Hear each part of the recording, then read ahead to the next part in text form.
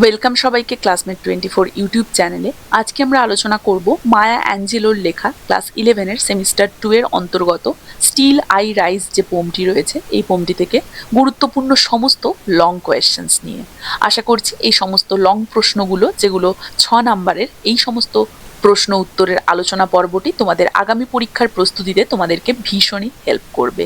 তোমাদের পরীক্ষার বেশি বাকি নেই, তাই সমস্ত স্টুডেন্টরা আশা করছি প্রিপারেশন শুরু করে দিয়েছো। তোমাদের প্রিপারেশনের উদ্দেশ্যে আজকের এই লং কোয়েশ্চেন বেসড ক্লাসটি কিন্তু ভেরি ভেরি হেল্পফুল হতে চলেছে, তাই কেউ মিস করবে না। প্রথম থেকে শেষ পর্যন্ত ক্লাসটা ভালোভাবে ফলো করবে। আমাদের এই চ্যানেলে তোমরা প্রত্যেকটি টেক্সট বেসড এক্সারসাইজের ওপরে লাইন বাই লাইন এক্সপ্লেনেশন সহ ক্লাস পেয়ে যাবে। এছাড়াও প্রশ্ন উত্তরের জন্য এক্সারসাইজ বেসড প্রশ্ন উত্তরের ক্লাস থাকছে। 2 মার্কস বেসড এসএকিউজ নিয়ে গুরুত্বপূর্ণ সমস্ত প্রশ্ন উত্তরের ক্লাস থাকছে। এছাড়াও লং কোয়েশ্চেন্স, যেখানে 6 মার্কস বেসড কোয়েশ্চেন নিয়ে আমরা সেক্ষেত্রেও প্রশ্ন উত্তরের সিরিজ রাখছি। তাই 11 এবং 12-এর সম্পূর্ণ প্যাকেজই কিন্তু তোমরা আমাদের এই চ্যানেলে পেয়ে যাচ্ছ। তাই যারাই আমার চ্যানেলে নতুন, কাইন্ডলি চ্যানেলটা সাবস্ক্রাইব করে নেবে এবং চ্যানেলটা ফলো করে বেল আইকনটা প্রেস করতে ভুলবে না। তাহলে পরবর্তী ক্লাসের নোটিফিকেশন সহজেই তোমাদের কাছে পৌঁছে যাবে। এছাড়াও ভিডিওটা ভালো লাগলে একটা লাইক এবং একটা শেয়ারের পাশাপাশি একটা হাইপও করে দিও। এই চ্যানেলে তোমরা ক্লাস 11 এবং 12-এর সেমিস্টার 1 থেকে শুরু করে সেমিস্টার 4-এর সমস্ত গুরুত্বপূর্ণ ইংলিশ বিষয়ের ওপরে নোটস, ওয়ান লাইনার্স এবং প্রশ্ন উত্তরের প্র্যাকটিস সেটও পেয়ে যাবে। তাই যারা ইচ্ছুক এই সমস্ত নোটস, পিডিএফ, প্র্যাকটিস সেট এবং ওয়ান লাইনার্স পেতে হলে সরাসরি আমাদের এই হোয়াটসঅ্যাপ নাম্বারে কন্ট্যাক্ট করতে পারো। হোয়াটসঅ্যাপ নাম্বারটি আমি ডেসক্রিপশন বক্সে উল্লেখ করে দিচ্ছি। আশা করছি তোমাদের আগামী পরীক্ষার কথা মাথায় রেখে 11 এবং 12-এর স্টুডেন্টদের জন্য বানানো ইংলিশ বিষয়ের এই সমস্ত গুরুত্বপূর্ণ নোটসগুলি আগামী পরীক্ষাতে তোমাদের ক্ষেত্রে ভীষণই হেল্পফুল হবে। প্রশ্ন উত্তরের পাশাপাশি আমাদের এই চ্যানেলে তোমরা প্রত্যেকটি টেক্সটের লাইন বাই লাইন সুন্দর বাংলায় ব্যাখ্যা সহ ক্লাসেস পেয়ে যাবে। প্রত্যেকটি ক্লাস আমি সেমিস্টার ওয়াইজ একটা করে সিঙ্গেল প্লেলিস্টে দিয়ে রাখছি। আশা করি সেখান থেকে তোমাদের আগামী পরীক্ষার প্রস্তুতিতে খুবই হেল্প হবে।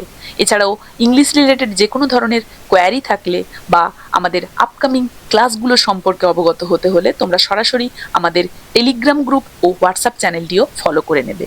টেলিগ্রাম গ্রুপের লিঙ্ক এবং হোয়াটসঅ্যাপ চ্যানেলের লিঙ্কও আমি এই ভিডিওর ডেসক্রিপশন বক্সে উল্লেখ করে দিচ্ছি। তো ফিরে আসছি আজকের আলোচনাতে আমরা স্টিল আই রাইজ পোমটি থেকে 10টা গুরুত্বপূর্ণ লং কোয়েশ্চেন, যেগুলো 6 নাম্বারের করে, সেইগুলো আলোচনা করব।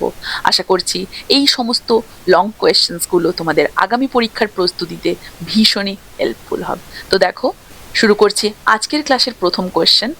আশা রাখছি সবাই প্রথম থেকে শেষ পর্যন্ত ভালোভাবে ফলো করবে। How does Maya Angelo protest against racism and social oppression in Still I Rise? কিভাবে তিনি বর্ণবাদ এবং সামাজিক নিপীড়নের বিরুদ্ধে প্রতিবাদ প্রকাশ করেছেন? দেখো, in Still I Rise, Maya Angelou presents a powerful protest against racism and social oppression faced by black people, especially black women. এই যে Still I Rise কবিতাটিতে বর্ণবাদ এবং সামাজিক নিপীড়নের বিরুদ্ধে এটা একটা শক্তিশালী প্রতিবাদ। কবি মায়া অ্যাঞ্জেলো এখানে কি করেছেন? কালো মানুষদের, বিশেষ করে কালো নারীদের প্রতি সমাজের দীর্ঘদিন ধরে করে আসা সেই অবিচার, অপমান এবং শোষণের কথাটা তিনি তুলে ধরেছেন।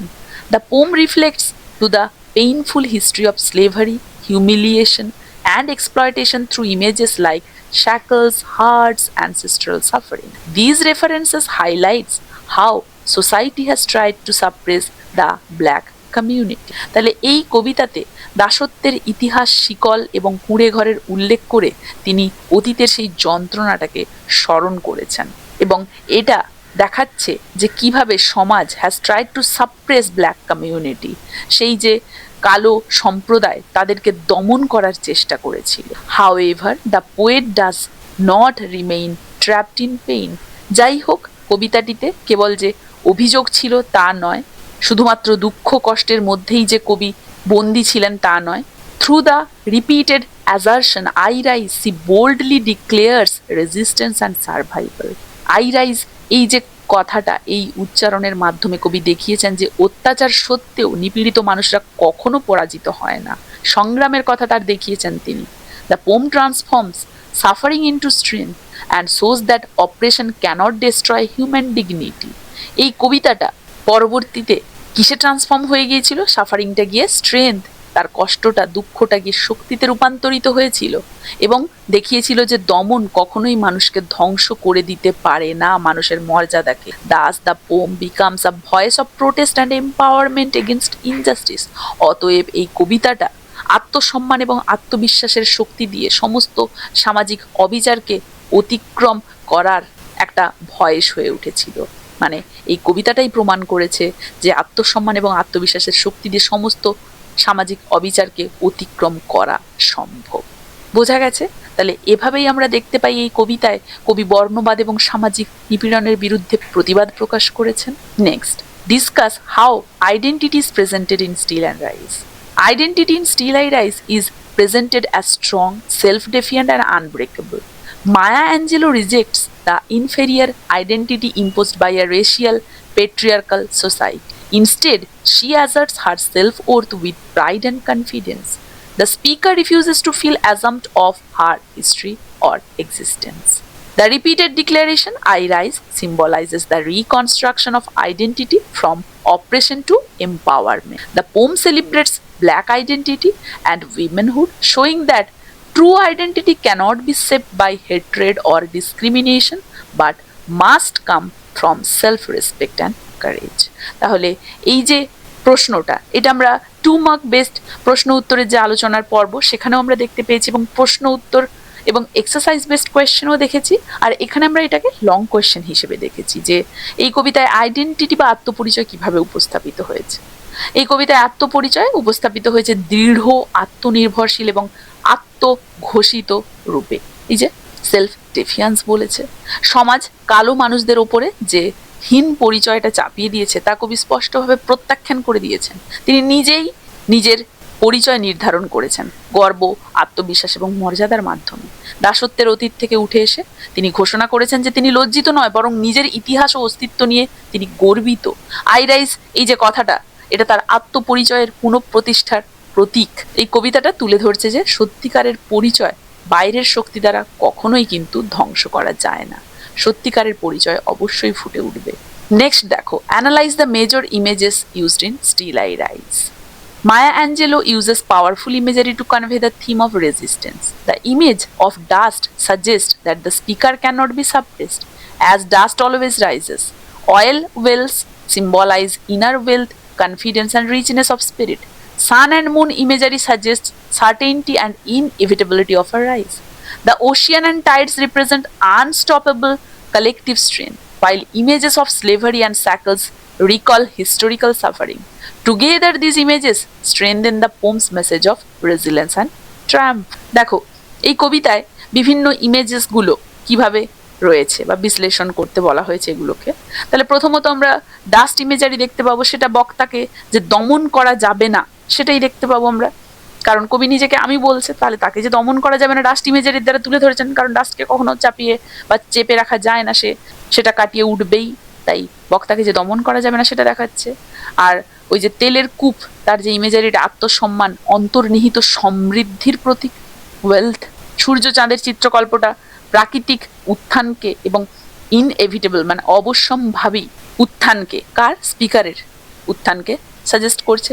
সমুদ্রের ঢেউয়ের ইমেজারিটা অপ্রতিরোধ্য শক্তি এবং সংগ্রামের সেই ধারাবাহিকতাকে প্রকাশ করছে। আর শিকল, দাসত্ব, এগুলো অতীতের যন্ত্রণাকে স্মরণ করাচ্ছে। তাহলে এই সমস্ত ইমেজারিগুলো এই কবিতার প্রতিবাদ এবং বিজয়ের বার্তাকে আরো গভীর এবং শক্তিশালী করে তুলছে, সেটাই আমরা দেখতে পাচ্ছি। বোঝা গেছে? নেক্সট দেখো, how does Still I Rise reflect feminist consciousness? Still I Rise strongly reflects feminist consciousness. Maya Angelou portrays women as confident, independent, and fearless. The speaker challenges patriarchal expectations that women should be silent or submissive. She proudly celebrates her body, voice, confidence without shame. The poem encourages women to define themselves rather than accept male-dominated standards. By asserting her dignity and strength, the speaker becomes a symbol of empowered womanhood, making the poem an important feminist text. তাহলে দেখো, এই কবিতাটি নারীবাদী চেতনা মানে feminist কনসিয়াসনেসকে কিভাবে প্রকাশ করেছে। তাহলে স্টিল আই রাইজ কবিতাটি একটা শক্তিশালী নারীবাদী কবিতা, এটা আমরা জানি। এখানে কবি নারীকে দুর্বল বা নির্ভরশীল হিসেবে কিন্তু দেখাচ্ছেন না, স্বাধীন, আত্মবিশ্বাসী এবং আত্মমর্যাদা সম্পন্ন রূপে তুলে ধরছেন। কবি পুরুষতান্ত্রিক সমাজের দৃষ্টিভঙ্গিকে এখানে চ্যালেঞ্জ করছেন।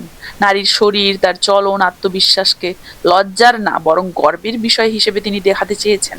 কবিতাটা তাহলে নারীদেরকে শেখাচ্ছে যে তারা মানুষের, সমাজের অনুমতি ছাড়াই নিজেদের শক্তি এবং পরিচয় ঘোষণা করতে পারে। সেটাই আমরা এখানে দেখতে পাচ্ছি, বা সেই ধরনেরই নারীবাদী চেতনা এখানে প্রকাশ পেয়েছে। বোঝা গেছে। Next, discuss the tone and message of Still I rise. এই কবিতার সুর এবং বার্তাটা আলোচনা করতে বলা হয়েছে। The tone of Still I Rise is bold, defiant, confident and triumphant. The speaker directly addresses her oppressors with sarcasm and courage, refusing to be intimidated. There is no sense of fear or submissive in her voice, or submission in her voice. The central message of the poem is that oppression is temporary, but human dignity is permanent. Through courage, unity, and self-belief, the oppressed can rise above injustice. This positive message make the poem deeply inspirational. কবিতাটি শুরু থেকে শেষ পর্যন্ত দৃঢ়, প্রতিবাদী এবং বিজয়ী। বক্তা কখনোই এখানে হতাশ বা ভীত হয়ে থাকছেন না, বরং তিনি আত্মবিশ্বাসের সাথে অত্যাচারীদের মুখোমুখি হচ্ছেন। এবং কবিতার ভাষা এখানে প্রশ্নবোধক, ব্যঙ্গাত্মক এবং সেলফ ডেফিয়ান্স আমরা দেখতে পাচ্ছি। তাহলে এই কবিতার মূল বার্তা কি না, অত্যাচার চিরস্থায়ী নয়, আত্মসম্মান, ঐক্য এবং সাহসের মাধ্যমে নিপীড়িত মানুষ অবশ্যই একদিন উঠে দাঁড়াবে।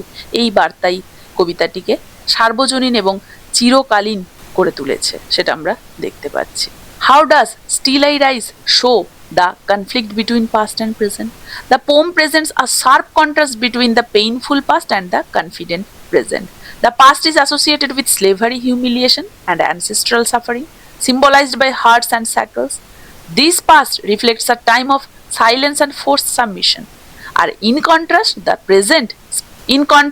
the present, speaker is confident, proud, and fearless. She draws strength from her painful history and transforms it into power.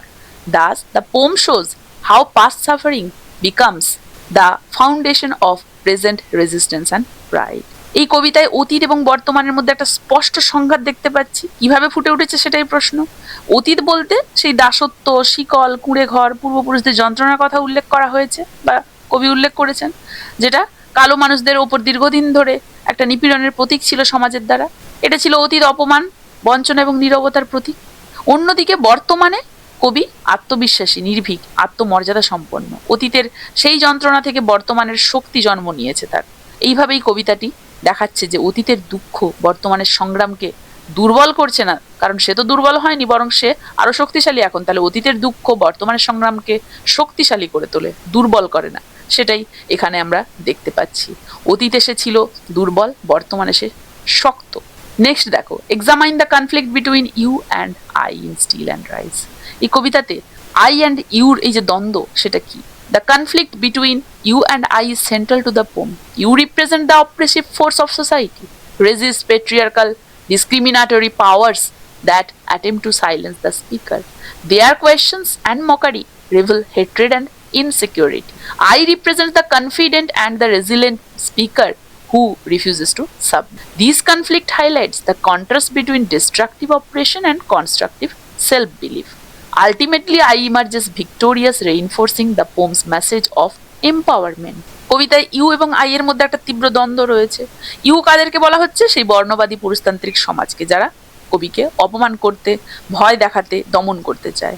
তাদের প্রশ্ন, কটাক্ষ এবং ঘৃণা কবির প্রতি সমাজের বিদ্বেষকে প্রকাশ করছে। আর অন্যদিকে আই বলতে কবি নিজেকে বলেছেন, যিনি কোনো ভয় বা লজ্জা ছাড়াই নিজের অস্তিত্ব ঘোষণা করে দিয়েছেন। এই দ্বন্দ্বের মধ্যে দিয়েই কবিতার মূল সেই বার্তাটা ফুটে উঠছে। কোনটা না, অত্যাচারীর শক্তি ক্ষণস্থায়ী, কিন্তু আত্মসম্মানের শক্তি চিরস্থায়ী। বোঝা গেছে? নেক্সট দেখো, why can Still I Rise be called a protest poem? Still I Rise is a protest poem because it openly challenges racism, sexism, and historical injustice. Maya Angelou questions the oppressor's attitude and exposes their cruelty. The poem speaks directly to those who try to humiliate and silence the speaker. The repeated refrain, I rise, works like a slogan of resistance. It transforms the poem into a collective voice of protest for all. all marginalized people. Hence, the poem stands as a bold declaration against oppression. তাহলে still I rise একটা শক্তিশালী প্রতিবাদী কবিতা, কারণ এটি বর্ণবাদ, সামাজিক বৈষম্য, লিঙ্গভিত্তিক নিপীড়নের বিরুদ্ধে সরাসরি একটা প্রতিবাদ জানাচ্ছে। কবি সমাজের অপমানজনক দৃষ্টিভঙ্গি এবং আচরণকে এখানে প্রশ্ন করছেন, ব্যঙ্গের মাধ্যমে তিনি প্রত্যাখ্যান করছেন। কবিতাটির প্রতিটি স্তবকে কবি তার আত্মবিশ্বাস এবং দৃঢ়তাকে আরো স্পষ্ট করে তুলছেন। আর এই যে আই রাইজ এই কথাটার পুনরাবৃত্তি, এটা যেন প্রতিবাদের স্লোগানের মতো কাজ করছে। এই কবিতাটা নিপীড়িত মানুষের যেন কণ্ঠস্বর হয়ে উঠছে এটার মাধ্যমে। How are hope and confidence expressed in still and rise? Hope and confidence are central to the poem. Despite acknowledging pain and injustice, the speaker remains hopeful about the future. She believes that her rise is inevitable and natural. Images of the sun, moon, dust, and ocean reinforce this certainty. These natural forces symbolize continuity and strength, showing that hope cannot be destroyed. This confidence inspires readers to face challenges with courage. এই কবিতার মূল শক্তি হলো আশা এবং আত্মবিশ্বাস।